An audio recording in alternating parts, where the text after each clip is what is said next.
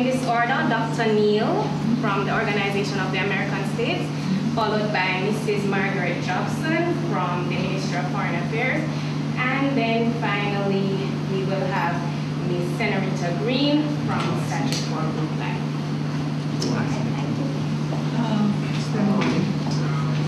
Good morning, everyone, ladies and gentlemen of the press in particular. My name is Joan Neal, and I'm the Organization of American States Representatives in Jamaica.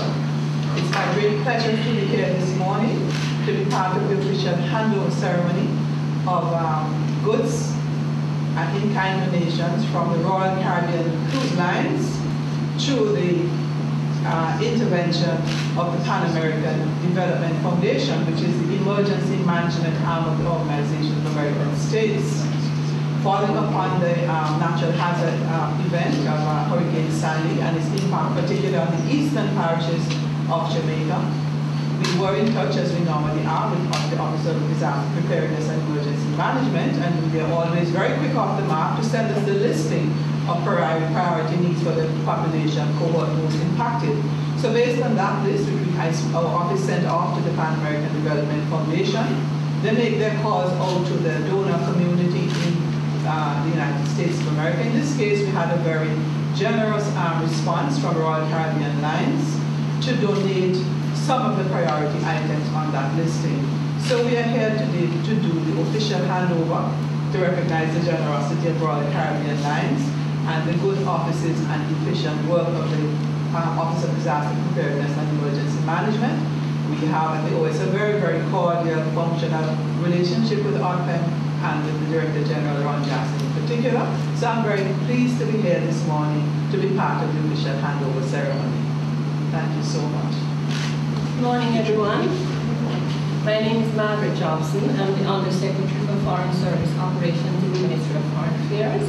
I'm representing the Permanent Secretary this morning.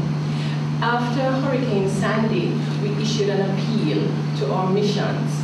And in London, they raised a sum of £3,545.72 pounds. And we also got a very special donation from the Caribbean African Unity of Offender Organization at Sing Sing Correctional Facility in New York. So those inmates actually put together some funds and they sent it and asked us to pass it on to ODPEM for use in the parish of, I think it's St. Thomas or Portland. And we also got a recommendation from our mission in New York that perhaps it could be passed on to the infirmaries. So those are the two donations that we have this morning. Good morning, everyone. I'm Senator Green from Shadowwell Library. Every December we'll have a Stars Week, a week that is dedicated to internal persons that work in the company. So we decided that this year we would have a charity sale sweets, and we asked staff as well to do salary reduction. Some give 5,000, 2,000, it depends on the amount that they can afford. And well,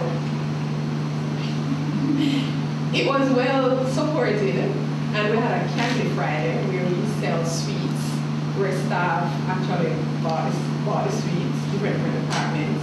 And at the last minute, we decided that we would add another charity because we had two charities. So at the last minute, someone else was nominated ODPEM, and it was well supported. Let me say a special good morning to our partners, our donor partners, Dr. Neil from the OS, Margaret Jobson, Undersecretary at the Ministry of Foreign Affairs and Foreign Trade, representing both the Permanent Secretary and also the donors in the international community, the embassies who also supported, and also from Sagicor, representing not just Sagicor itself, but I would say the people, because it's people who work within organizations and who have come together to provide the benevolence. I want to, on behalf of the people who are affected by Sandy, on behalf of management staff, thank you all for mobilizing this support. Whilst we are months after the event, what you have continued to generate in terms of support will be tremendously useful to those families who are affected. And in particular, you would have mentioned the infirmary. That remains a significant part which is still yet funded in terms of the beginning of the necessary repairs and reconstruction.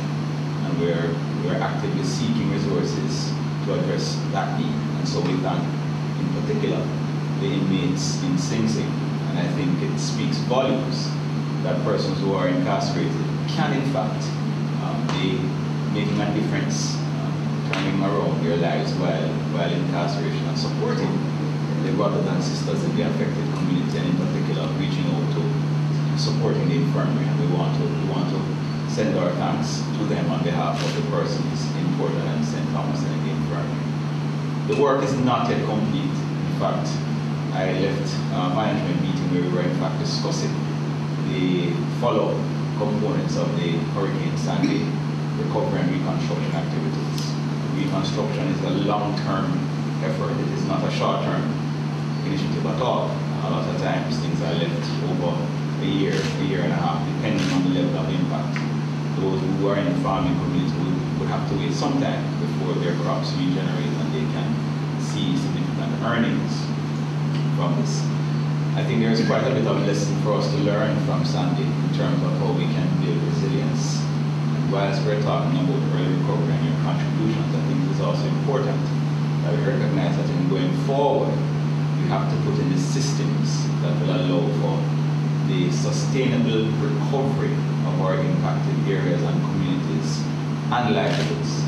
So things such as the small-scale livelihood insurance schemes, recovery support mechanisms is something that we believe in and that we are going to be promoting going forward as an organization. But enough of that. I think it is more important for me to recognize your contributions and to say how very thankful we are for your support and how very moved we are representing individuals who have been impacted. We've seen a number of corporate partners who have not just given from their corporate coffers, but who have mobilized staff of these organizations in providing support. And there are many others. We recognize the three, but there are countless others who have supported. And we've thanked them in the past, and we will also like to say thanks for their efforts. So thank you very much again, ladies and gentlemen. And we look forward to working with you, not necessarily in response, even though that may be something that may occur, but certainly in the front-end approach in mitigating and preventing the impacts of disasters on our communities. Thank you. Live. Overcast. A parable. Step on the early. Hurricane season starts. June to November, natural disaster. Take precaution, do it faster. Proper bed, enough food for in a shelter. Hurricane season starts. June to November, natural disaster. Take precaution, do it faster. Proper bed, enough food for in a shelter. Hurricane influenza along it.